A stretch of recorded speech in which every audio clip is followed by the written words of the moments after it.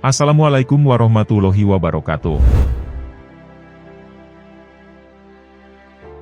Terima kasih, Anda telah kembali di channel YouTube kami. Saluran informasi yang mengkisahkan kisah-kisah Islami, serta kisah para ulama dan kekasih Allah. Kali ini, kami akan membawakan kisah-kisah teladan yang mengharukan, dari para kekasih Allah. Seperti apakah kisah selengkapnya? Dan pelajaran apa sajakah yang dapat kita ambil? Untuk mengetahui selengkapnya, simak video kami kali ini hingga akhir.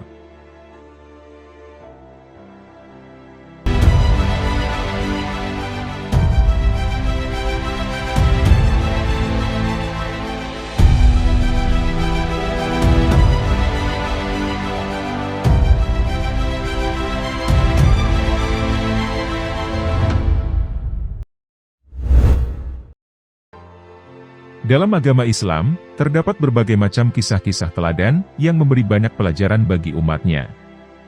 Bahkan, dalam Al-Quran juga telah diterangkan berbagai kisah-kisah teladan dari kaum sebelumnya.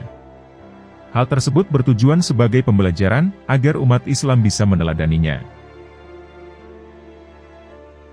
Berbagai kisah teladan mengenai kisah para nabi, kisah para sahabat, serta kisah para kekasih Allah, juga dapat kita jadikan sebagai pembelajaran dalam kehidupan kita. Kisah-kisah tersebut juga dapat menyadarkan kita sebagai manusia, yang percaya akan kehadiran Allah Subhanahu wa Ta'ala di dalam hati kita. Berikut ini, telah kami rangkumkan kisah-kisah teladan yang mengharukan dari para kekasih Allah. Berikut kisah-kisah selengkapnya.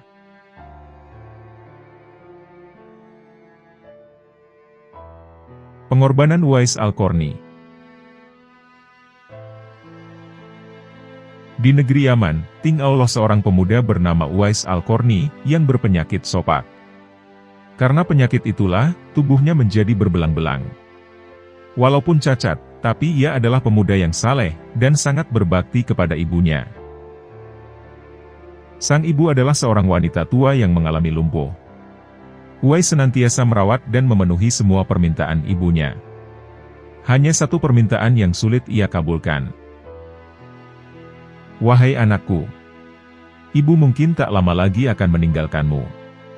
Tolong ikhtiarkan agar ibumu ini dapat mengerjakan haji." Demikianlah pinta sang ibu. Mendengar ucapan sang ibu, Uwais Al-Qarni termenung. Perjalanan ke Mekah sangatlah jauh, dan harus melewati padang tandus yang panas. Orang-orang biasanya menggunakan unta, dan harus membawa banyak perbekalan. Lantas, bagaimana hal itu dilakukan Uwais yang sangat miskin, dan ia pun tidak memiliki kendaraan? Uwais terus berpikir mencari jalan keluar.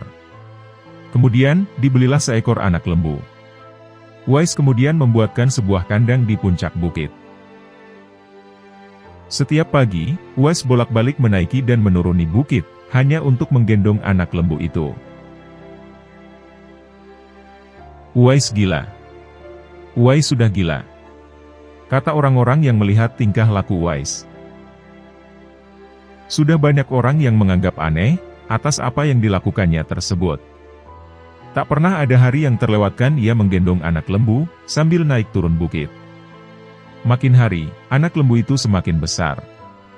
Dan makin besar pula tenaga yang diperlukan Uwais untuk menggendongnya. Tetapi karena latihan tiap hari, anak lembu yang membesar itu tak terasa lagi. Tak terasa setelah 8 bulan berlalu, hingga sampailah musim haji tiba. Saat itu, lembu Uwais telah mencapai 100 kg. Begitu juga dengan otot Uwais yang makin kuat. Ia menjadi bertenaga untuk mengangkat barang. Sekarang, orang-orang menjadi mengerti, atas maksud Uwais menggendong lembu setiap hari. Ternyata, Uwais sedang latihan untuk menggendong ibunya. Uwais menggendong ibunya berjalan kaki dari Yaman ke Makkah. Perjalanan yang sungguh sangat jauh. Perjalanan yang berjarak 1.200 km. Perjalanan yang jauhnya seperti ujung Jawa Barat dan ujung Jawa Timur. Perjalanan yang setara ditempuh selama 20 hari dengan berjalan kaki. Subhanallah. Alangkah besar cinta Uwais pada ibunya itu. Ia rela menempuh perjalanan jauh dan sulit, demi memenuhi keinginan ibunya. Uwais berjalan tegap menggendong ibunya tawaf di Ka'bah. Ibunya pun terharu dan bercucuran air mata, karena telah melihat Baitullah. Di hadapan Ka'bah, ibu dan anak itu berdoa. "Ya Allah, ampuni semua dosa ibu," kata Uwais. "Bagaimana dengan dosamu?" tanya sang ibu keheranan. Uwais menjawab, "Dengan terampuninya dosa ibu, maka ibu akan masuk surga.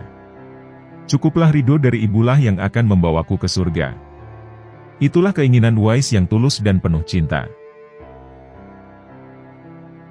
Allah Subhanahu wa Ta'ala pun memberikan karunia untuknya.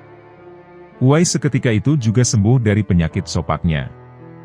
Hanya tertinggal bulatan putih di balik telapak tangannya. Ternyata, bulatan yang disisakan di balik telapak itu adalah tanda untuk Umar bin Khattab dan Ali bin Abi Thalib. Dua sahabat Rasulullah yang ditugaskan untuk mengenali Uwais. Beliau berdua sengaja mencari di sekitar Ka'bah, karena Rasulullah pernah berpesan,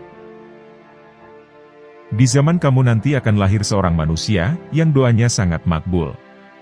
Kalian berdua, pergilah cari dia. Dia akan datang dari arah Yaman, dan dia dibesarkan di Yaman. Sesungguhnya Allah mengharamkan atas kamu durhaka pada ibu, dan menolak kewajiban, dan meminta yang bukan haknya, dan membunuh anak hidup-hidup. Dan Allah membenci padamu banyak bicara dan banyak bertanya. Demikian pula memboroskan harta, atau menghamburkan kekayaan." Hadis riwayat Bukhari dan Muslim.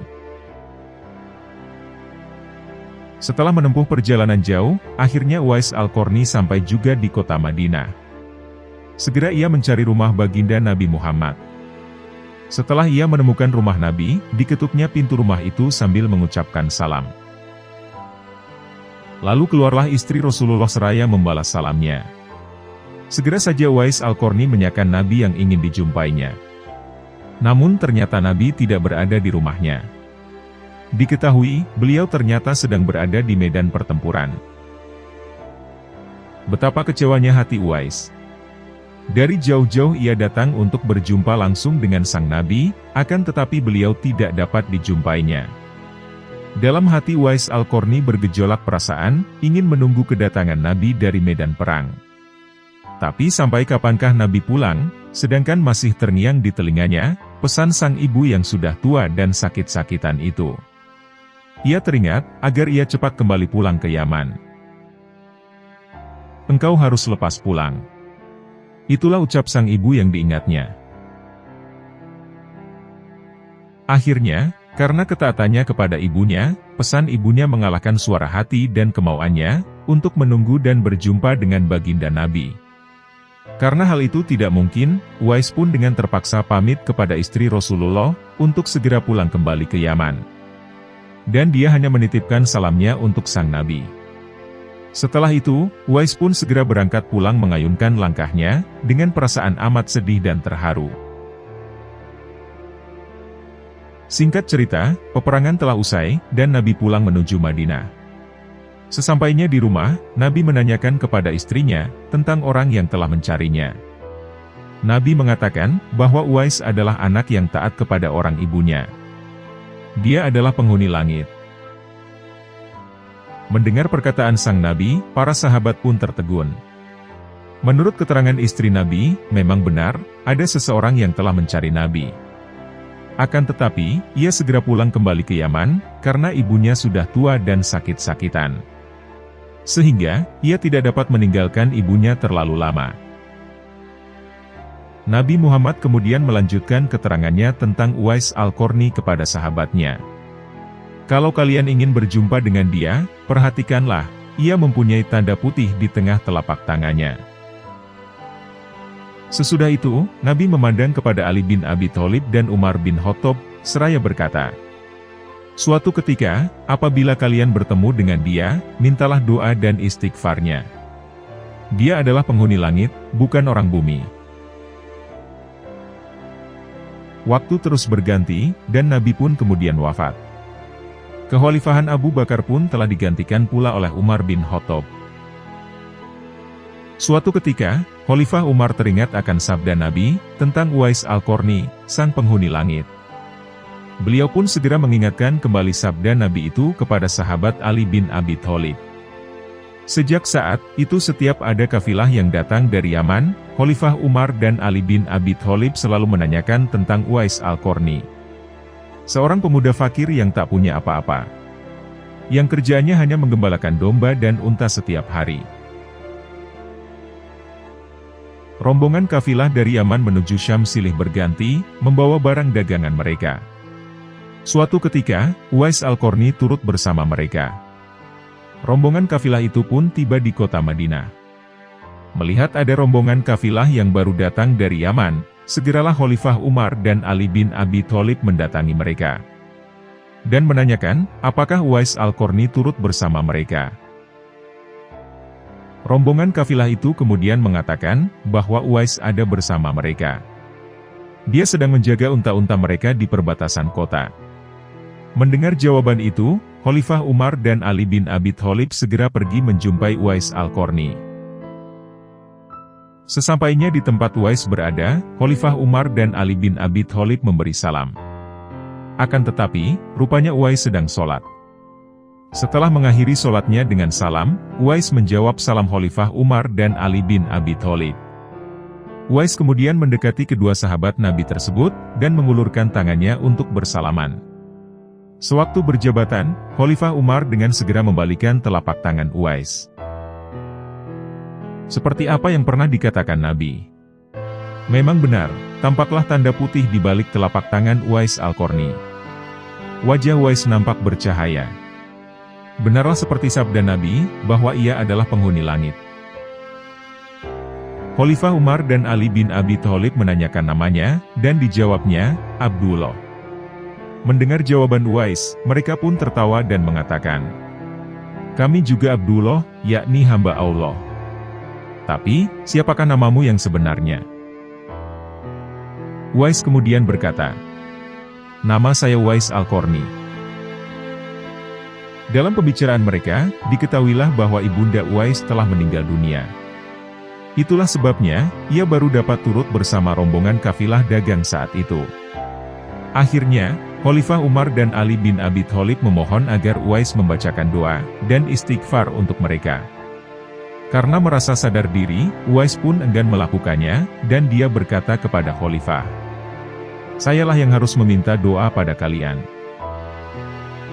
Mendengar perkataan Uwais, Khalifah Umar berkata, kami datang ke sini untuk mohon doa dan istighfar darimu, seperti apa yang telah dikatakan Rasulullah sebelum wafat. Karena desakan kedua sahabat ini, Uwais Al-Qarni akhirnya mengangkat tangan, berdoa dan membacakan istighfar. Setelah itu, Khalifah Umar berjanji, akan menyumbangkan uang negara dari Baitul Mal kepada Uwais, untuk jaminan hidupnya. Segera saja Uwais menampik dengan berkata, hamba mohon, supaya hari ini saja hamba diketahui orang. Untuk hari-hari selanjutnya, biarlah hamba yang fakir ini tidak diketahui orang lagi. Beberapa tahun kemudian, Uwais Al-Qarni berpulang ke rahmatullah. Anehnya, pada saat dia akan dimandikan, tiba-tiba sudah banyak orang yang berebutan ingin memandikannya. Dan ketika dibawa ke tempat pembaringan untuk dikafani, di sana pun sudah ada orang-orang yang sudah menunggu untuk mengafaninya. Demikian pula ketika orang pergi hendak menggali kuburannya, di sana ternyata sudah ada orang-orang yang menggali kuburnya hingga selesai. Ketika jenazahnya dibawa ke pekuburan, banyak orang yang berebutan untuk mengusungnya. Meninggalnya Uwais Al-Qarni telah menggemparkan masyarakat kota Yaman. Banyak terjadi hal-hal yang amat mengherankan. Sedemikian banyaknya orang yang tak kenal, mereka berdatangan untuk mengurus jenazah dan pemakamannya. Padahal, Uwais Al-Qarni adalah seorang yang fakir, yang tidak dihiraukan orang. Sejak ia dimandikan, sampai jenazahnya hendak diturunkan ke dalam kubur, di situ selalu ada orang-orang yang telah bersiap. Penduduk kota Yaman tercengang. Mereka saling bertanya-tanya, siapakah sebenarnya engkau, wahai Uwais Al-Qarni? Bukankah Uwais yang kita kenal, hanyalah seorang fakir, yang tak memiliki apa-apa, yang kerjanya sehari-hari hanyalah sebagai pengembala domba dan unta. Akan tetapi, ketika hari wafatnya, Uwais Al-Qarni menggemparkan penduduk Yaman, dengan hadirnya manusia-manusia asing, yang tidak pernah kami kenal sebelumnya. Mereka datang dalam jumlah sedemikian banyaknya. Agaknya mereka adalah para malaikat yang diturunkan ke bumi, hanya untuk mengurus jenazah dan pemakamannya. Berita wafatnya Uwais Al-Qarni dan keanehan-keanehan yang terjadi, telah tersebar kemana-mana. Baru saat itulah penduduk Yaman mengetahuinya, siapa sebenarnya Uwais Al-Qarni. Selama ini, tidak ada orang yang mengetahui, siapa sebenarnya Uwais Al-Qarni. Hal itu disebabkan permintaan Uwais sendiri kepada Khalifah Umar dan Ali bin Abi Thalib, agar merahasiakan tentang dirinya. Dan barulah di hari wafatnya, mereka mendengar sebagaimana yang telah disabdakan oleh Nabi, bahwa Uwais Al-Qarni adalah penghuni langit. Begitulah Uwais Al-Qarni, sosok yang sangat berbakti kepada orang tua. Dan itu sesuai dengan sabda Rasulullah, ketika beliau ditanya tentang peranan kedua orang tua. Beliau menjawab, mereka adalah, yang menyebabkan surgamu, atau nerakamu. Hadis riwayat Ibnu Majah.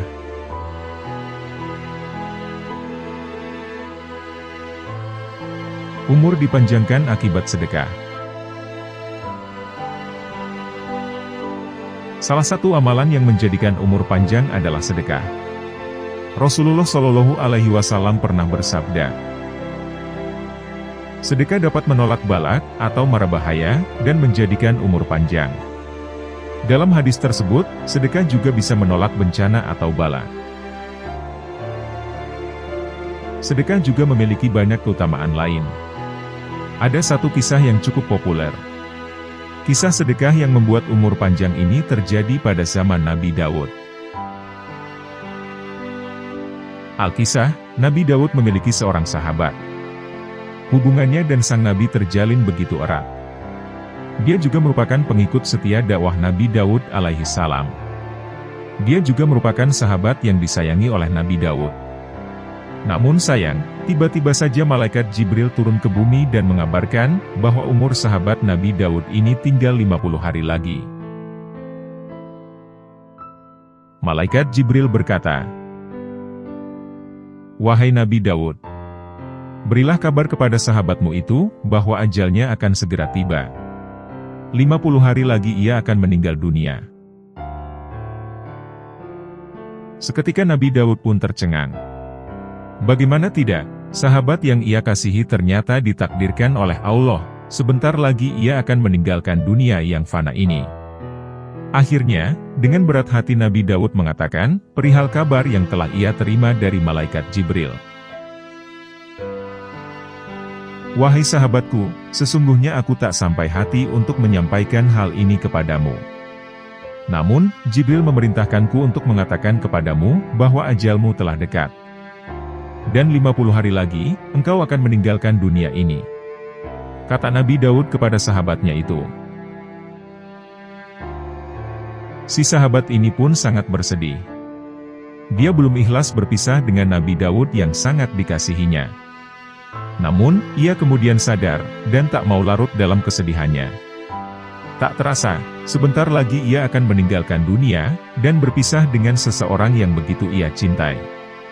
Di sisa waktunya yang tinggal 50 hari lagi, ia bergegas untuk bersiap-siap menjemput ajal, dengan penuh kerelaan. Mulai hari itu, ia gunakan hari-harinya untuk lebih semangat dalam beribadah. Hari demi hari silih berganti. Hingga tibalah hari ke-50, di mana itulah waktu ajal datang menghampirinya. Ia lantas menyiapkan makanan. Bukan untuk ia makan, melainkan rencananya akan ia haturkan kepada sang Nabi. Hal itu ia maksudkan sebagai simbol penghormatan perpisahan. Namun, di tengah perjalanannya untuk bertemu Nabi Daud, ia berpapasan dengan seorang fakir yang sedang kelaparan. Hatinya pun bimbang. Di satu sisi, ia begitu iba dengan si fakir tersebut. Namun di sisi lain, makanan itu adalah hidangan perpisahan, yang telah ia siapkan, khusus untuk Nabi Daud alaihi salam. Ia lantas menghalau kebimbangannya dengan segera. Sembari mengulurkan makanan yang ia bawa, dalam hati ia berkata, Mengapa aku mengedepankan egoku untuk memberi makanan kepada Nabi Daud? Padahal, jelas-jelas si fakir ini lebih membutuhkannya. Si fakir lantas menyambut dengan penuh gembira, uluran tangan berisi makanan. Sungguh dari raut mukanya terpancar kebahagiaan tak terkira. Bak seorang nelayan yang tak sengaja menemukan harta karun emas permata. Segera saja, si fakir menyantap makanan, hingga tak tersisa.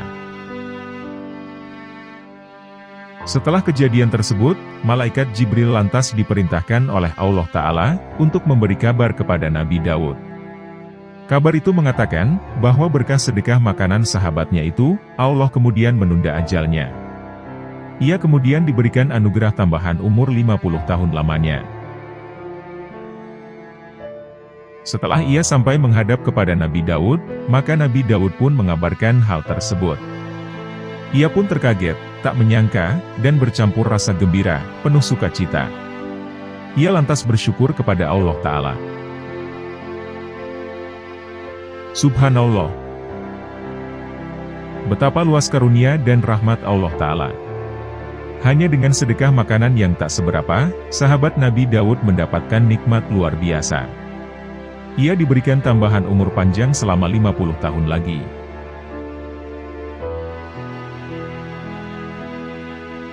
Ulbah yang ingin berjihad. Ulbah bin Zaid adalah seorang sahabat Nabi dari kalangan Ansor. Dia termasuk sahabat yang fakir, atau tidak memiliki banyak harta. Di antara kisahnya yang banyak diceritakan adalah, ketika Ulbah tidak dapat ikut bersama kaum muslimin lainnya pergi berjihad. Pada saat itu, sekitar bulan Rajab tahun ke-9 Hijriah. Allah mensyariatkan jihad melawan pasukan Romawi di daerah Tabuk. Ulbah yang ingin sekali ikut pergi, ternyata ia harus merelakan dirinya tetap di Madinah, lantaran tidak mempunyai perbekalan. Kisah tersebut terjadi, ketika kaum muslimin di Madinah berada dalam masa-masa paceklik. Kondisi saat itu sulit secara ekonomi dan pangan. Ditambah lagi, cuaca di Madinah saat itu sedang berada di puncak musim panas. Masa-masa itu disebut sebagai Sa'atul Usra, atau masa yang sulit. Namun, Allah melalui lisan nabinya memerintahkan kaum muslimin untuk bersedia dan bersiap-siap pergi berjihad ke Tabuk. Diketahui, daerah Tabuk letaknya cukup jauh dari kota Madinah.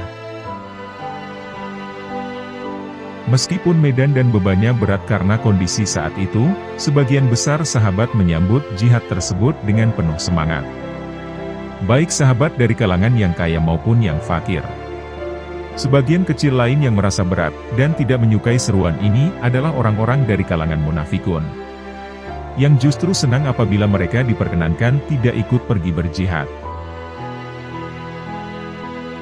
Adapun Ulbah bin Zaid, keinginannya untuk dapat berpartisipasi dalam jihad sangat kuat. Ulbah ingin sekali berinfak, dan dapat ikut berangkat ke Tabuk. Namun, dirinya hanya dapat melihat para sahabat lain, yang berbondong-bondong datang dari segala penjuru negeri. Mereka berinfak dan menyumbangkan apa yang mereka punya. Abu Bakar, Umar, Utsman, dan Abbas. Masing-masing dari mereka menyumbang harta terbaik. Seperti ribuan dinar dan dirham, puluhan hingga ratusan unta, hingga sahabat-sahabat lainnya yang bukan dari golongan berada, mereka memberikan sedikit kurma miliknya. Semua demi membekali pasukan muslimin yang akan berangkat berjihad. Menyadari tak ada harta yang dapat ia sedekahkan, Ulbah mendatangi Nabi Muhammad bersama beberapa sahabat lain, untuk mengadu permasalahannya. Di depan Nabi, mereka memohon untuk dapat diikutkan dalam pasukan, dan diberi perbekalan. Ulbah tahu, hanya jiwanya yang dapat ia sedekahkan untuk jihad ini. Tapi ternyata, Nabi mengungkapkan ketidaksanggupan beliau, untuk mengikut sertakan mereka dalam pasukan. Nabi bahkan mengatakan, kalau sepasang sendal pun tidak ada yang bisa diberikan kepadanya. Hal ini lantas membuat Ulbah termasuk golongan orang-orang yang uzur. Mereka tidak dikenai dosa karena tidak dapat ikut, meskipun mereka sangat ingin berangkat. Kisah ini diabadikan dalam Quran Surat At-Taubah, di mana Allah Subhanahu wa Ta'ala berfirman, Tiada dosa, lantaran tidak pergi berjihad, atas orang-orang yang lemah, orang-orang yang sakit, dan atas orang-orang yang tidak memperoleh apa yang akan mereka nafkahkan. Apabila mereka berlaku ikhlas kepada Allah dan Rasul-Nya, tidak ada jalan sedikit pun untuk menyalahkan orang-orang yang berbuat baik. Dan Allah Maha Pengampun lagi Maha Penyayang. Dan tiada pula berdosa atas orang-orang, yang apabila mereka datang kepadamu, supaya kamu memberi mereka kendaraan. Lalu kamu berkata, "Aku tidak memperoleh kendaraan untuk membawamu." Lalu mereka kembali, sedang mata mereka bercucuran air mata karena kesedihan, lantaran mereka tidak memperoleh apa yang akan mereka nafkahkan. Quran Surat At-Taubah, ayat 91 hingga 92. Meski diberikan uzur, Ulbah pulang ke rumahnya dengan bersedih.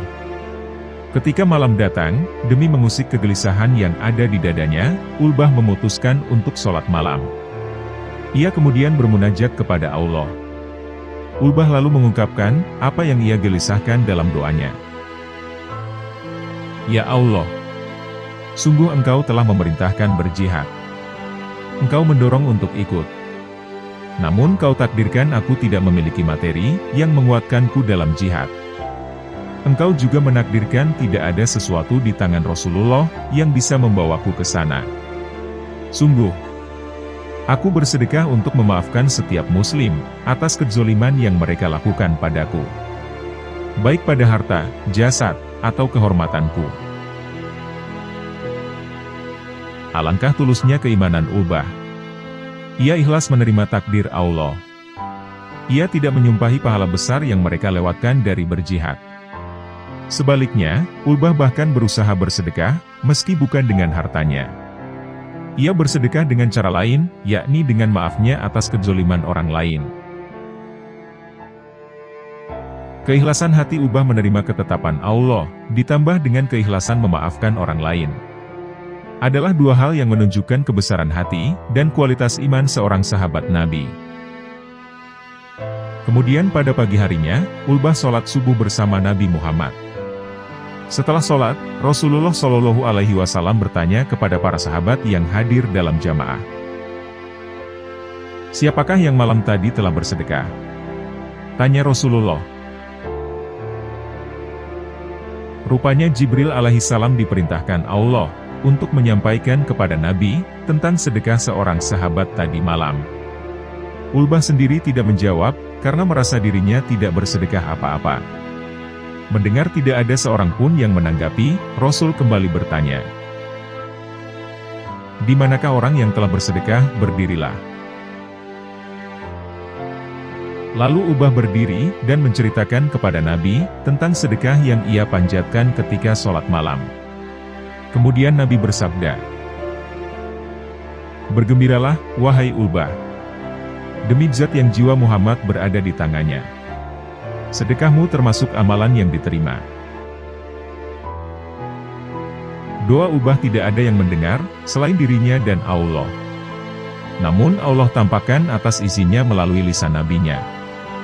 Hal itu sebagai bukti, bahwa keikhlasan hati akan takdir Allah, serta kesedihan atas terlewatnya kesempatan berjihad dibayar tunai oleh Allah, yakni dengan memberinya uzur dan tidak membebaninya dengan dosa, serta menjadikan sedekah maaf atas kehormatannya, sebagai sedekah yang diterima.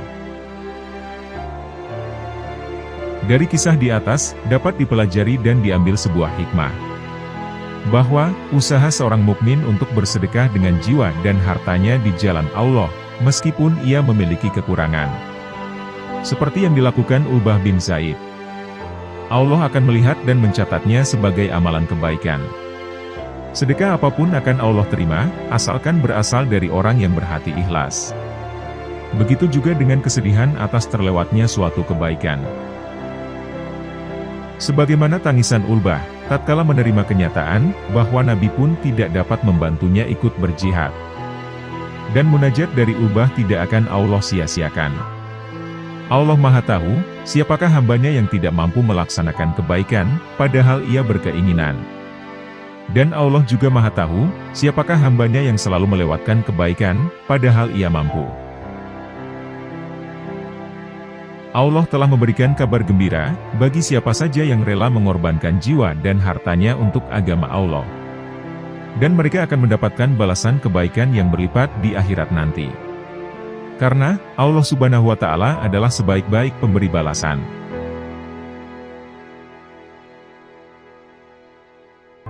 Ahli ibadah yang tercatat masuk neraka.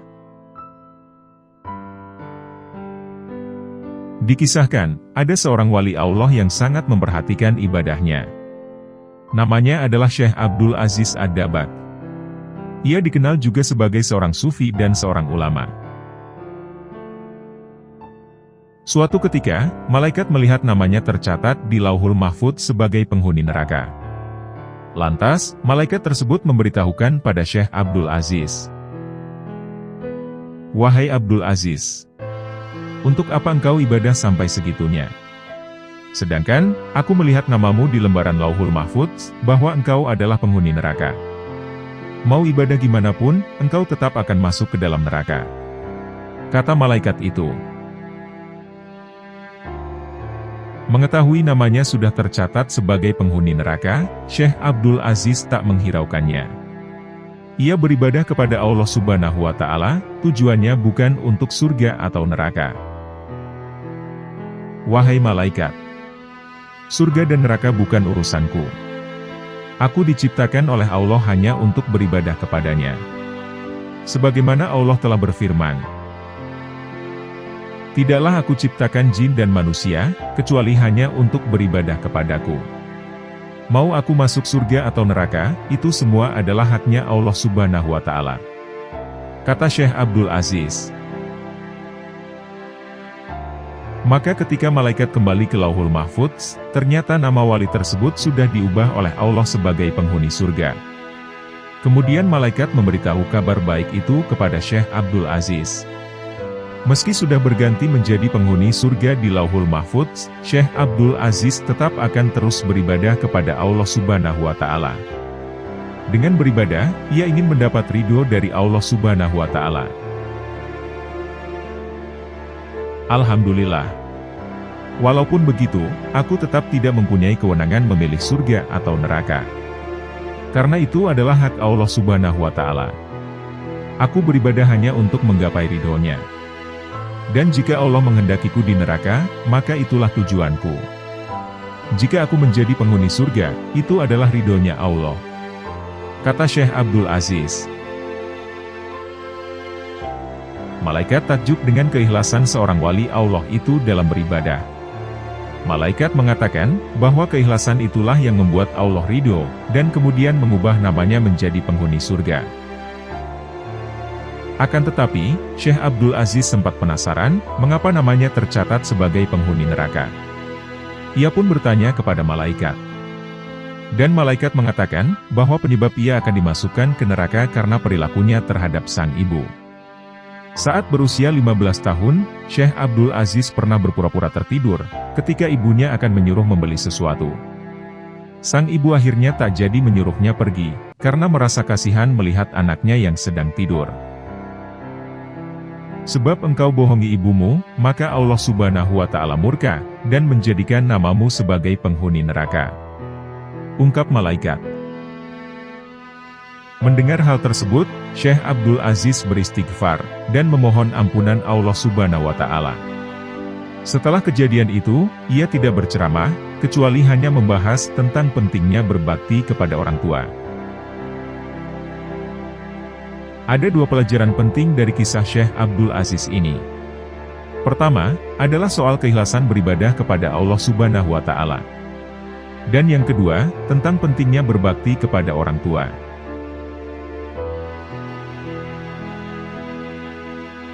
Wali Allah yang bertemu seekor anjing. Bila dilihat dari segi hukum fikih, anjing merupakan salah satu dari dua najis yang dianggap berat. Cara mensucikannya pun tidak seperti najis biasa, melainkan harus dibasuh 7 kali, yang salah satunya dicampur dengan debu. Memandang hukum ini, tentu kita akan berpikir, bahwa anjing adalah hewan yang paling hina dan tidak berfaedah. Namun, Allah Subhanahu wa Ta'ala telah menjelaskan bahwa Dia tidak menciptakan langit, bumi, dan seisinya dengan sia-sia. Semua adalah hak, dan semua ada hikmahnya. Kita tidak boleh mencela apapun yang ada di bumi, sekalipun itu seekor anjing. Dan berikut ini kisah penuh hikmah dari seorang wali Allah, yang diriwayatkan pernah mendapatkan pelajaran penuh hikmah dari seekor anjing. Syekh Abu Yazid Al-Bustami. Beliau merupakan seorang wali Allah dan ulama sufi, yang berkebangsaan Persia. Syekh Abu Yazid Al-Bustami lahir pada tahun 188 Hijriah, atau 804 Masehi. Saat remaja Syekh Abu Yazid Al-Bustami telah mendalami Al-Quran dan hadis Nabi. Beliau kemudian mempelajari ilmu fikih madhab Hanafi, yang sebelum akhirnya beliau menempuh jalan tasawuf. Suatu hari Syekh Abu Yazid Al-Bustami pernah mendapat ilmu berharga dari seekor anjing di tepi jalan. Salah satu di antara kebiasaannya ialah, beliau suka berjalan sendirian di malam hari. Namun pernah suatu malam, ia melihat seekor anjing yang berjalan terus ke arahnya. Ketika anjing itu menghampirinya, Syekh Abu Yazid Al-Bustami mengangkat jubahnya, karena khawatir tersentuh anjing yang katanya najis itu. Tiba-tiba dengan spontan anjing itu berhenti dan terus memandangnya. Entah dari mana asalnya, Syekh Yazid Al-Bustami seperti mendengar anjing itu berbicara kepadanya. Dengan izin Allah Subhanahu wa Ta'ala, anjing itu berkata, "Tubuhku kering, dan tidak akan menyebabkan najis padamu. Dan kalaupun engkau merasa terkena najis, engkau cukup membasuh 7 kali dengan air dan tanah. Maka, najis di tubuhmu itu akan hilang. Tapi jika engkau mengangkat jubahmu, karena menganggap dirimu lebih mulia, dan menganggapku anjing yang hina, maka, najis yang menempel di hatimu itu tidak akan pernah bersih, walaupun engkau membasuhnya dengan 7 samudera lautan sekalipun." Mendengar perkataan itu, Syekh Abu Yazid Al-Bustami tersentak, dan meminta maaf kepada anjing tersebut. Sebagai permintaan maafnya yang tulus, Syekh Abu Yazid Al-Bustami lantas mengajak anjing tersebut untuk bersahabat, dan jalan bersama. Namun anjing itu menolaknya dan berkata, "Engkau tidak patut berjalan denganku, karena mereka yang memuliakanmu. Dan mereka akan menghinaku, lalu melempariku dengan batu. Aku tidak tahu, mengapa mereka menganggapku hina. Padahal, aku berserah diri pada Sang Pencipta wujudku ini. Lihatlah, aku tidak menyimpan dan membawa sebuah tulang pun. Sedangkan engkau, di rumahmu masih menyimpan sekarung gandum." Setelah berkata seperti itu, anjing itu pergi meninggalkan Syekh Abu Yazid Al-Bustami. Setelah itu, Syekh Abu Yazid terdiam dan berkata, "Ya Allah, untuk berjalan dengan anjing ciptaanmu saja aku tidak layak. Lantas, bagaimana aku bisa merasa layak berjalan bersama denganmu? Maka ampunilah aku, dan sucikan hatiku dari segala kotoran." Setelah kejadian itu, sang waliullah, Syekh Abu Yazid Al-Bustami senantiasa memuliakan, dan mengasihi makhluk Allah tanpa syarat.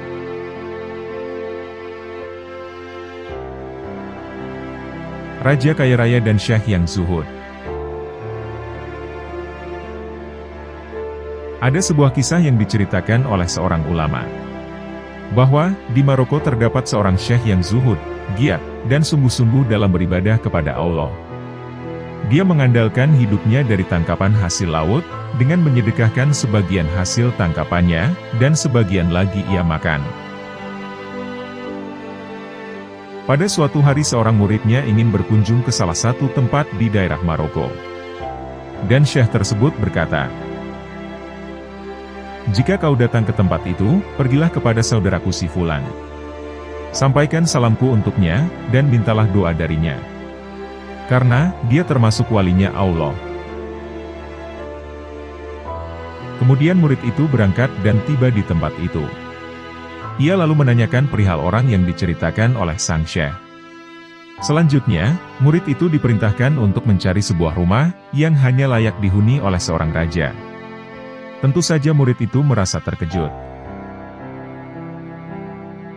Setelah mendapatkan informasi tersebut, ia kemudian pergi untuk mencarinya. Tatkala tiba, murid itu diberitahu bahwa yang ia cari sedang berada di tempat Sultan. Sontak, sang murid sangat terkejut. Dan ia semakin tidak menyangka, ketika melihat seorang lelaki yang dimaksud telah datang. Orang yang dicarinya nampak menggunakan kendaraan dan pakaian yang sangat bagus, seperti layaknya seorang raja. Karena kondisi demikian, hampir saja sang murid tidak jadi mengikuti perintah syekhnya untuk menemuinya. Dan ia ingin memutuskan untuk pulang saja. Tetapi sebelum itu terjadi, ia berpikir bahwa ia tidak mungkin mengingkari apa yang telah diamanatkan oleh syekh. Lalu ia memberanikan diri meminta izin untuk menemui lelaki yang dicari. Saat murid itu masuk, ia sangat terkejut melihat budak, pelayan, dan perhiasan yang indah. Setelah bertemu dengannya, ia lalu berkata,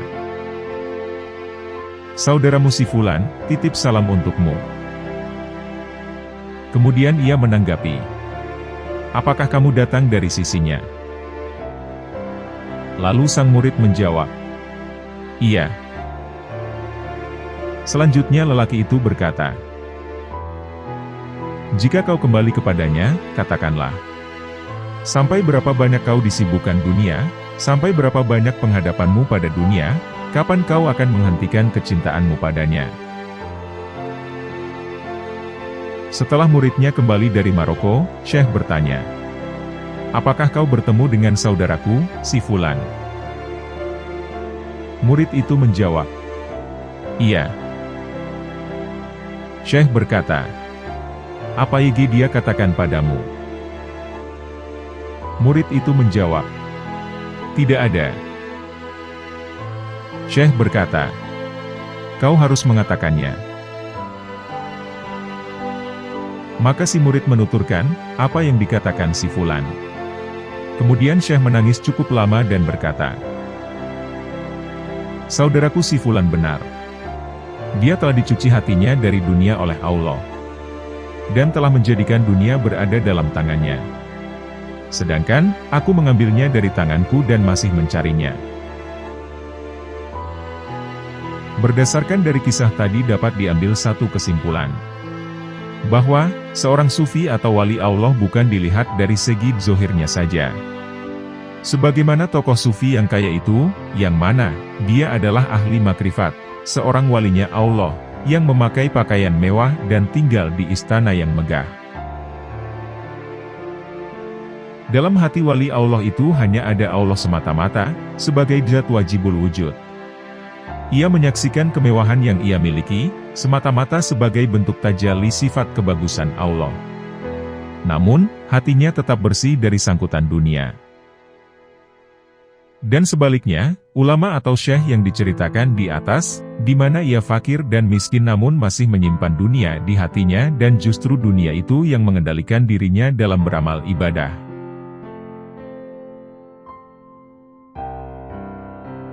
Seorang budak yang ternyata wali Allah. Abdullah bin Mubarak adalah salah satu tabi'in yang mulia. 2 tahun sekali ia melaksanakan ibadah haji. Pada tahun tidak pergi haji, ia pergi berjihad fisabilillah. Di dalam kitab Syara al-Yaqut an-Nafis, ada sebuah kisah unik yang dialami Abdullah bin Mubarak. Suatu hari, beliau menghadiri sholat istisqa di Baghdad. Pada saat itu, di dekatnya ada seorang budak yang hitam lagi kurus. Dari sinilah kisah unik beliau dimulai. Aku mendengar budak itu berdoa, "Ya Allah, sungguh hamba-hambamu datang kepadamu, meminta siraman dan meminta hujan darimu. Ya Allah, dengan cintamu padaku, siramilah mereka sekarang juga." Maka tiba-tiba datanglah mendung, lalu turunlah hujan. Aku masih memandang budak itu. Aku yakin budak itu adalah orang soleh dan bertakwa. Aku terus mengamatinya, dan mengikuti jalannya dari belakang secara diam-diam. Hingga akhirnya, ia memasuki rumah pedagang budak. Maka, tahulah aku saat itu kalau ia adalah salah satu budak yang dijual di sana. Besok aku akan datang membelinya, ucap batinku. Besoknya aku mendatangi si pedagang budak. Kubilang padanya, aku ingin membeli salah satu budakmu. Lalu ia menawarkan budak-budaknya satu persatu padaku. Jumlah budaknya nyaris 40 orang. Semuanya ia tawarkan padaku. Tak kujumpai budak yang kucari. Sampai sang pedagang pun putus asa. Apakah sebenarnya maumu? Sudah kutawarkan budak-budak yang kuat dan baik kerjanya. Semua budak yang ada padaku sudah kutawarkan padamu, kata si pedagang budak tersebut. Aku kemudian bertanya, masihkah ada lagi, selain semua budak yang sudah kulihat? Si pedagang menjawab, tidak ada lagi, kecuali seorang budak lemah yang bukan apa-apa. Sungguh, budak yang dimaksud tidak ada artinya bagi si pedagang. Perlihatkan dia padaku, kataku. Si pedagang lalu memperlihatkannya. Dan benar saja, dialah orang yang kucari. Langsung saja kubilang padanya, budak inilah yang kucari. Kami pun membicarakan soal harga.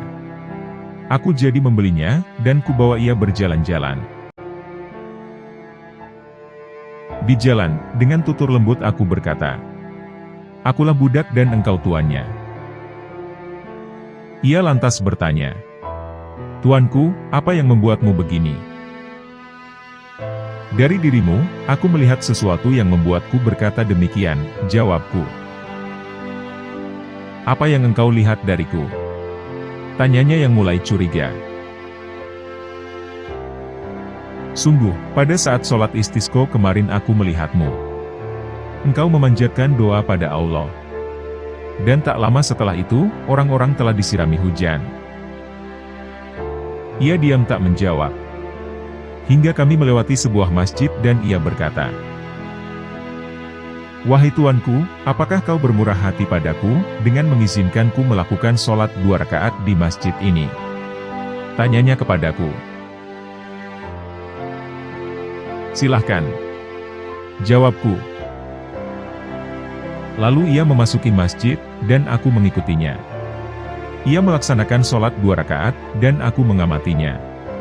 Setelah berucap salam, aku mendengarnya bermunajat. Ya Allah, sesungguhnya rahasia antara kau dan aku sudah terbuka. Maka, ambillah aku menghadapmu. Kemudian ia mengucapkan 2 kalimat syahadat, kemudian tidur memiringkan tubuhnya menghadap kiblat. Tanpa disangka, ruhnya telah pergi meninggalkan tubuhnya yang kurus hitam pekat. Ia telah memenuhi panggilan menuju pertemuan tanpa sekat.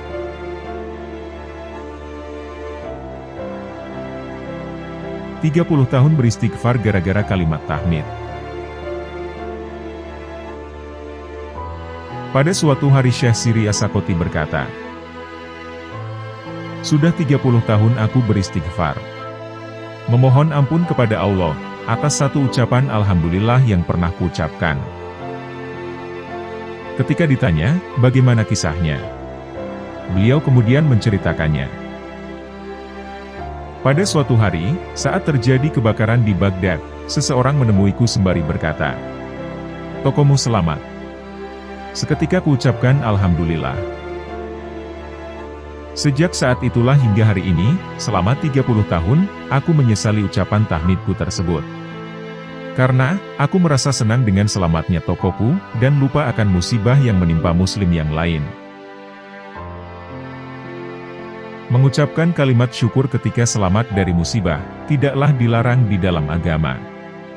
Bahkan, hal itu dianjurkan. Hanya saja, ketika terjadi musibah yang menimpa orang banyak, Islam mengajarkan kita untuk beradab, ketika mengucapkan kalimat syukur tersebut. Ketika mengucapkan kalimat syukur tersebut, seyogianya diucapkan perlahan. Sehingga, tidaklah terdengar oleh orang lain yang sedang sama-sama mengalami musibah. Jika kalimat syukur tersebut terdengar olehnya, maka akan menambah beban di hati orang tersebut. Ia akan semakin sedih, ketika mengingat orang lain yang selamat dari musibah itu. Rasulullah mengajarkan kepada kita untuk selalu mensyukuri nikmat Allah. Akan tetapi, beliau juga mengajarkan agar kita menjaga hati orang lain yang juga sedang mengalami musibah. Ucapan syukur Syekh Siri tadi tidaklah salah. Hanya saja, sebagai seorang yang berhati lembut dan berjiwa suci, beliau merasa hanya memikirkan dirinya sendiri. Dan tidak memikirkan nasib muslim yang lain. Beliau menyesal, mengapa pada saat itu hatinya hanya memikirkan dirinya. Demikianlah kaum solihin, setiap saat mereka meneliti keadaan hatinya. Setiap saat mereka memperbaiki diri. Sesuatu yang menurut kita biasa, bagi mereka itu adalah dosa yang luar biasa.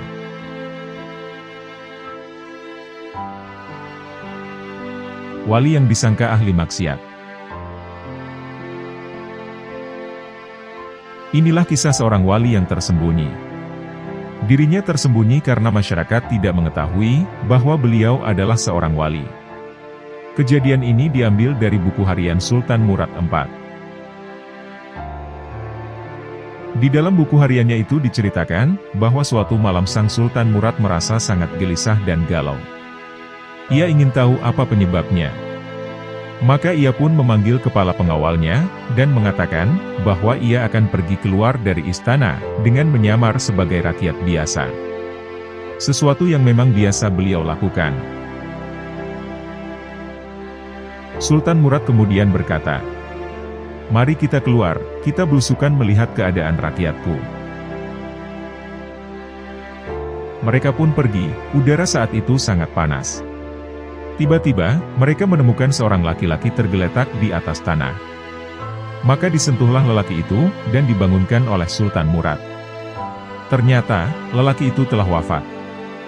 Orang-orang yang lewat di sekitarnya, tidak ada yang peduli dengan keadaan mayat lelaki tersebut. Maka, Sultan Murad yang saat itu menyamar sebagai rakyat biasa, memanggil mereka yang lewat saat itu. Kemudian mereka bertanya kepada Sultan, "Ada apa? Apa yang engkau inginkan?" Sultan lalu menjawab, "Mengapa orang ini wafat, tapi tidak ada satupun di antara kalian yang mengurus dan membawa ke rumahnya? Siapa dia, dan di mana keluarganya?" Mereka berkata, "Orang ini zindik, pelaku maksiat, dia selalu minum homer, dan sering bermaksiat." Sultan menjawab, "Tetapi, bukankah ia juga umat Rasulullah? Mari angkat dia, lalu kita bawa ke rumahnya." Maka, mereka pun akhirnya membawa jenazah laki-laki itu ke rumahnya. Ketika sampai di rumahnya, saat istri lelaki tersebut mengetahui suaminya telah wafat, ia pun sedih dan menangis. Tapi orang-orang langsung pergi semua, dan hanya sang sultan dan kepala pengawalnya, yang masih tinggal di rumah lelaki itu. Kemudian sang sultan bertanya kepada istri laki-laki itu, "Aku mendengar dari orang-orang di sini, mereka berkata, bahwa suamimu itu dikenal suka melakukan kemaksiatan ini dan itu. Hingga mereka tidak peduli akan kematiannya, benarkah hal demikian itu?" Maka sang istri menjawab, "Awalnya aku juga menduga seperti itu Tuan. Suamiku setiap malam keluar rumah, dan pergi ke toko minuman keras. Kemudian ia membeli sesuai kemampuannya. Lalu ia bawa homer itu ke rumah, kemudian membuangnya ke dalam toilet, sambil berkata, 'Alhamdulillah, aku telah meringankan dosa kaum muslimin.' Suamiku juga selalu pergi ke tempat kemaksiatan. Ia memberi mereka uang, dan berkata kepada wanita penghibur, 'Malam ini merupakan jatah waktuku. Jadi, tutup pintumu sampai pagi. Jangan kau terima tamu yang lain.'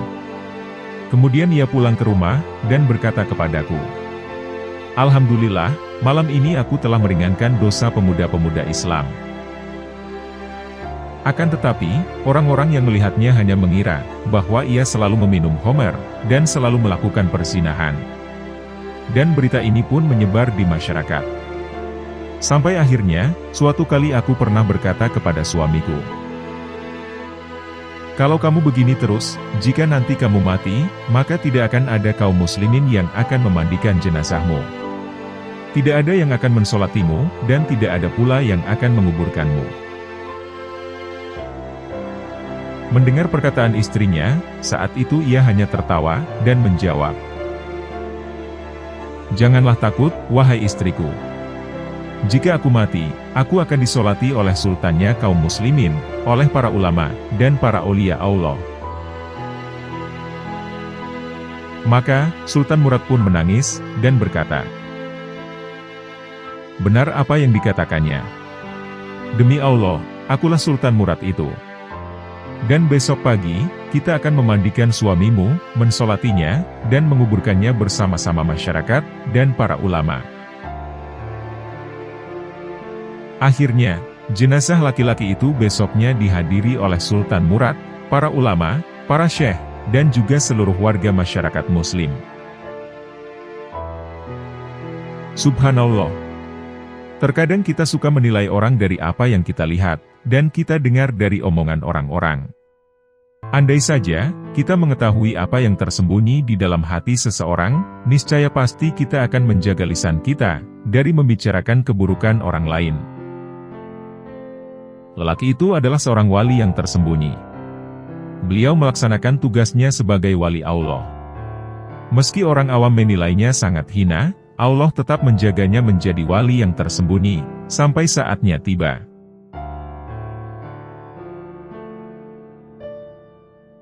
Sedekah 2 potong roti yang memberatkan timbangan. Kisah Abu Nasr As-Sayyad tentang sedekah ini memberi pelajaran besar, bahwa amalan sedekah tak bernilai jika diberikan dengan pamrih. Mustafa Sadiko Rifai dalam kitabnya, Silsilah Hikayat Hawa mengisahkan, ada seorang laki-laki miskin bernama Abu Nasr As-Sayyad. Ia hidup bersama istri dan anaknya dalam keadaan serba kekurangan. Suatu hari Abu Nasr berjalan keluar rumahnya, untuk mencari sesuatu yang bisa dimakan istri dan anaknya yang kelaparan. Di tengah perjalanan, Abu Nasr bertemu dengan Syekh Ahmad bin Miskin. Abu Nasr menceritakan kesusahannya, dan Syekh Ahmad mengajaknya ke tepi laut. Syekh Ahmad memerintahkan Abu Nasr sholat 2 rakaat, dan melemparkan jala ke laut, dengan mengucapkan basmalah. Selang beberapa waktu, ternyata ada ikan besar yang terperangkap di jala, yang telah dilempar Abu Nasr. Syekh Ahmad berkata kemudian, "Jualah ikan ini, dan belilah makanan untuk keluargamu di rumah." Setelah menjual ikan tersebut, Abu Nasr membeli 2 potong roti. 1 roti ia berikan kepada Syekh Ahmad, namun beliau menolaknya. "Ambillah, dan berikan kepada keluargamu." Di tengah perjalanan pulang, Abu Nasr melewati seorang ibu yang menangis kelaparan, bersama anaknya yang masih kecil. Melihat hal tersebut, Abu Nasr menjadi kasihan, dan memberikan kedua potong roti itu. Ibu dan anaknya itu tampak bahagia dan tersenyum. Abu Nasr pun pulang ke rumahnya dengan tangan kosong. Abu Nasr menjadi bingung, apa yang akan ia berikan untuk anak dan istrinya nanti di rumah. Ia pun kembali ke pasar. Di pasar, ia bertemu dengan salah satu teman ayahnya. Teman ayahnya mengaku memiliki hutang kepada ayahnya, dan belum sempat membayarnya sebelum ia meninggal. Laki-laki itu pun memberikan sejumlah uang kepada Abu Nasr. Setelah mendapatkan rizki, Abu Nasr pun pulang dengan hati yang bahagia. Selang beberapa waktu berlalu, Abu Nasr memulai usaha, dan ia menjadi orang yang kaya raya. Ia juga tidak lupa menyedekahkan harta yang ia miliki. Namun pada suatu malam, Abu Nasr bermimpi.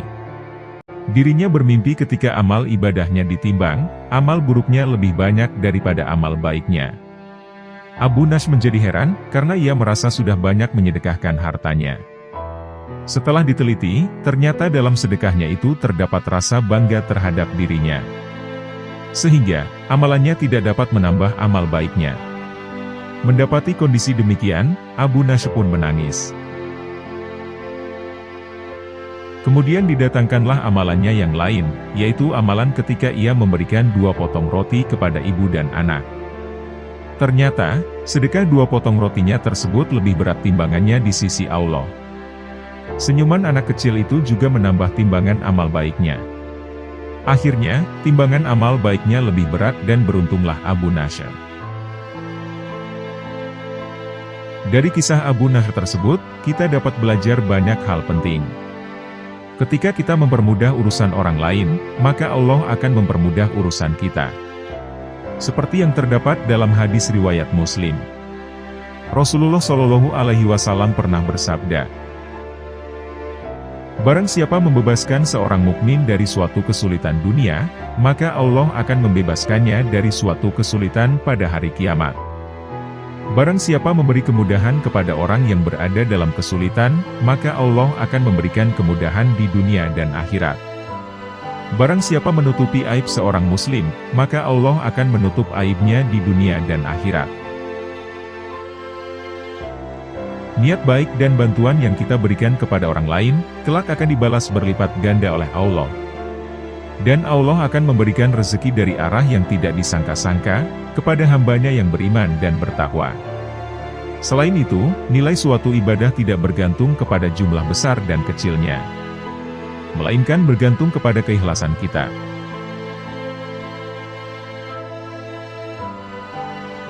Wali yang menjadi budak. Abu Hasan Hoir An-Nasaj merupakan penduduk Samir yang menetap di Baghdad. Beliau adalah satu di antara para waliullah yang mempunyai banyak karomah. Akan tetapi, walaupun seorang kekasih Allah, jika ia melanggar sumpah atau janji yang pernah diucapkan, tentu Allah Subhanahu wa Ta'ala akan murka. Sebagaimana yang terjadi pada diri Hoir An-Nasaj. Sebagaimana diceritakan oleh Abu Nuaim al-Asfahani, dalam kitabnya Hilyatul Aulia, wa Tabaqat al-Asfiyah, bahwasanya, suatu ketika Ja'far bin Muhammad bin Nusyair pernah bertanya kepada Hoir An-Nasaj, tentang kenapa beliau memiliki nama An-Nasaj, yang berarti tukang tenun. "Apakah engkau berprofesi sebagai seorang tukang tenun?" tanya Muhammad bin Nusyair. "Tidak," jawab Hoir An-Nasaj. "Lantas, mengapa engkau dipanggil dengan panggilan An-Nasaj, atau tukang tenun?" tanya Muhammad bin Nusyair dengan rasa penuh penasaran. Kemudian diterangkanlah alasan tersebut kepada Muhammad bin Nusyair. Al-Kisah, suatu ketika Hoir An-Nasaj pernah berjanji kepada Allah Subhanahu wa Ta'ala, untuk tidak akan pernah menikmati ruthob, atau kurma muda. Akan tetapi, suatu hari beliau sangat ingin memakan buah tersebut. Sehingga beliau pun mengambil sebanyak setengah rithil. Perlu diketahui, setengah rithil kurang lebih setara dengan 200 gram.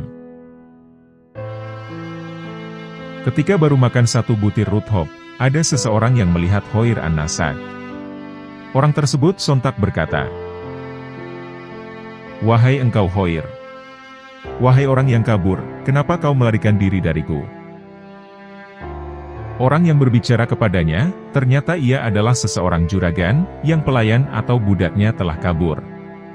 Kebetulan, nama budaknya mirip dengan nama Hoir An-Nasaj. Orang-orang yang ada di sekitar mereka pun sontak menatap Hoir, dan kemudian berkerumun di sekitarnya. Mereka lantas berucap, "Demi Allah, orang ini adalah pelayanmu yang bernama Hoir." Hoir An-Nasaj yang tiba-tiba didatangi oleh orang tersebut, dan dilihat oleh banyak orang merasa kebingungan.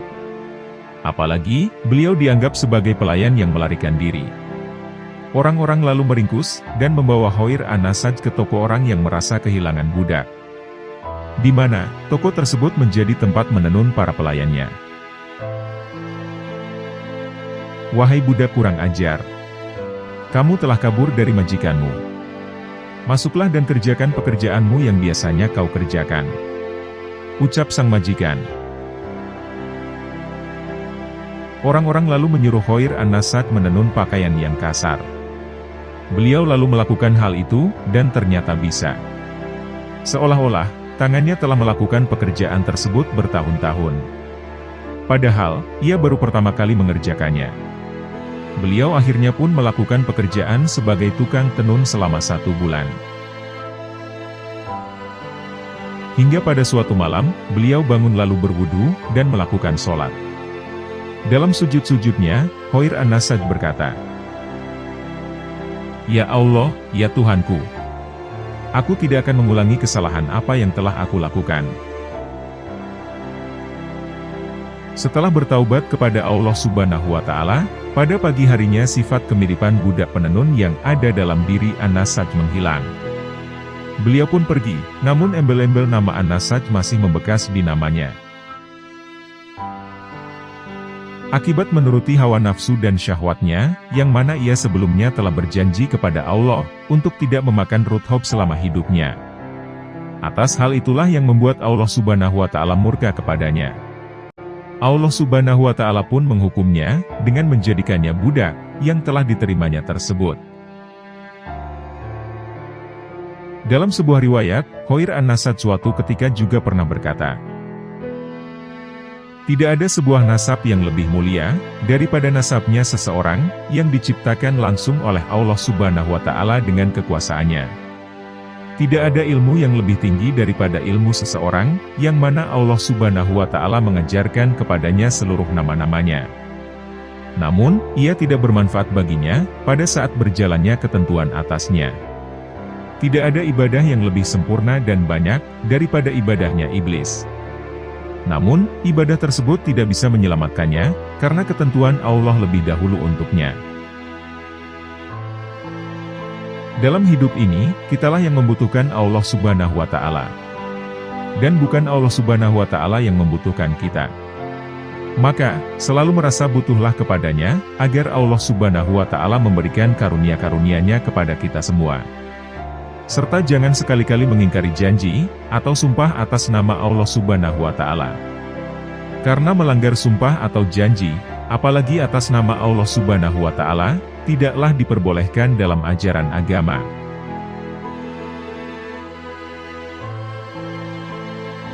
Meninggal saat sujud di depan Ka'bah. Ada sebuah kisah tentang pemuda yang mencintai Allah Subhanahu wa Ta'ala. Kisah ini diceritakan oleh Ibrahim Al-Khawas, sebagaimana ditulis oleh Abdurrahman Ahmad As-Sirbuni, dalam 198 kisah haji wali-wali Allah. Diceritakan, pada suatu musim panas, Ibrahim Al-Khawas berangkat melaksanakan ibadah haji. Ketika sampai di padang pasir Hijaz, ia berpisah dengan rombongannya, dan kemudian tersesat di jalan yang tak diketahui. Karena kelelahan, ia kemudian tertidur. Begitu bangun, tak jauh dari tempatnya, ia melihat ada seorang pemuda tampan, dan masih sangat muda. Janggutnya pun belum tumbuh. Ia pun menyapa pemuda itu, dan memberi salam kepadanya. "Wahai Ibrahim." "Waalaikumsalam," ucap pemuda itu. Seketika, Ibrahim Al-Khawas merasa keheranan, dari mana pemuda itu mengetahui namanya. "Wahai pemuda mulia, bagaimanakah engkau mengetahui namaku?" tanyanya Ibrahim pada pemuda itu. Sang pemuda itu lalu menjawab, "Wahai Ibrahim, sejak aku memperoleh ilmu makrifat dari Allah, aku selalu mengenalnya. Dan sejak aku bersama-sama dengannya, aku tidak pernah meninggalkannya. Aku mengenalmu, ketika aku mengenalnya." Ibrahim kemudian menanyakan, apa sebab yang membuat pemuda itu berada di padang yang panas ini. Pemuda itu menjawab, "Wahai Ibrahim, tidak ada seorang pun yang kucintai, dan tidak ada seorang pun yang kujadikan teman, kecuali Dia. Sepenuhnya kuserahkan diriku kepadanya. Dan aku berikrar, hanya Dialah yang aku tuju untuk disembah. Lantas, dari manakah engkau mendapatkan makanan dan minumanmu?" tanya Ibrahim. "Kekasihku telah menanggung semua itu atasku," jawab pemuda itu.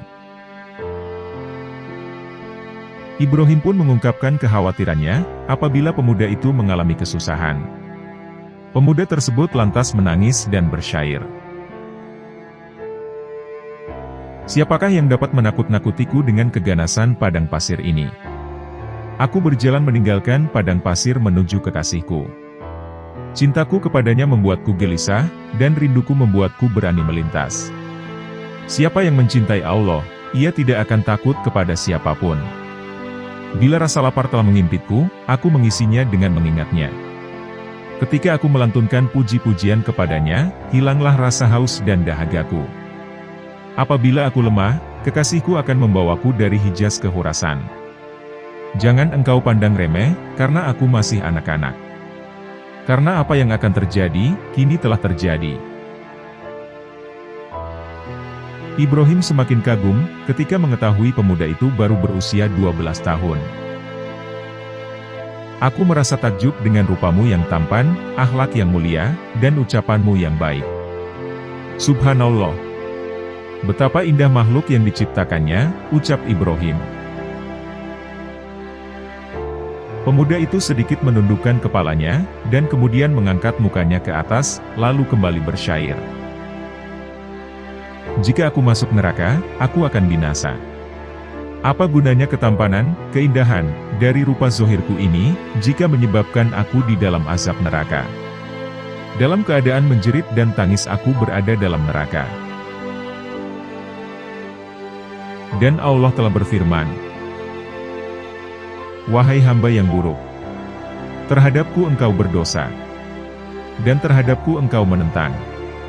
Perintahku engkau langgar, dan perjanjianku telah engkau lupakan.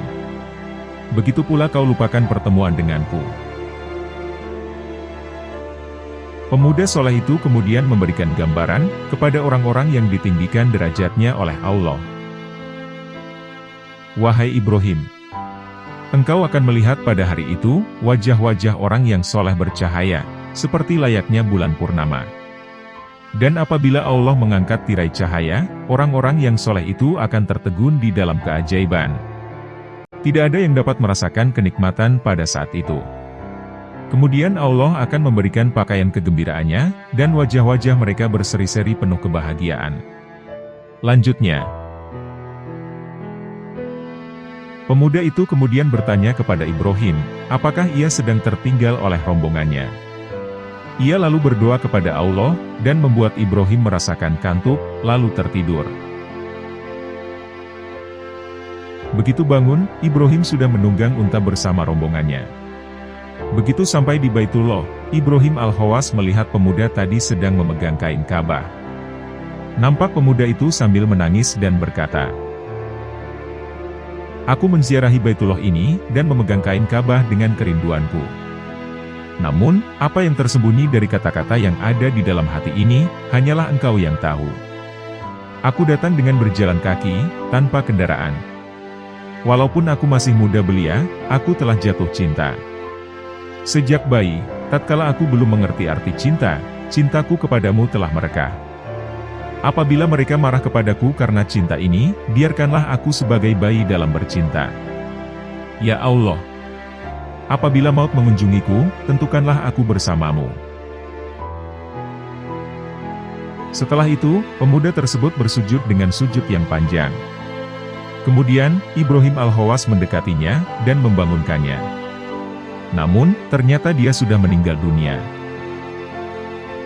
Istimewanya lagi, seperti dikisahkan oleh Ibrahim Al-Khawas, jasad pemuda tadi hilang. Dan ternyata, jenazahnya telah dikafani dan dikebumikan olehnya.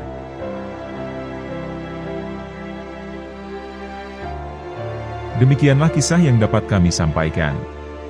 Kisah-kisah teladan yang mengharukan, dari para kekasih Allah.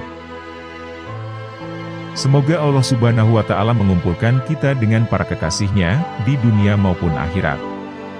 Semoga kita dapat meneladani kepribadian akhlak para kekasih Allah, serta mengambil hikmah dari kisah-kisahnya.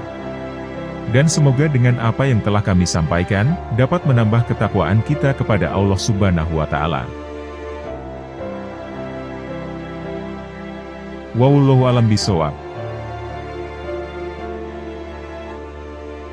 Terima kasih telah menonton. Jangan lupa klik tombol subscribe, like, komen, dan share, sebagai bentuk dukungan terhadap channel kami. Wassalamualaikum warahmatullahi wabarakatuh.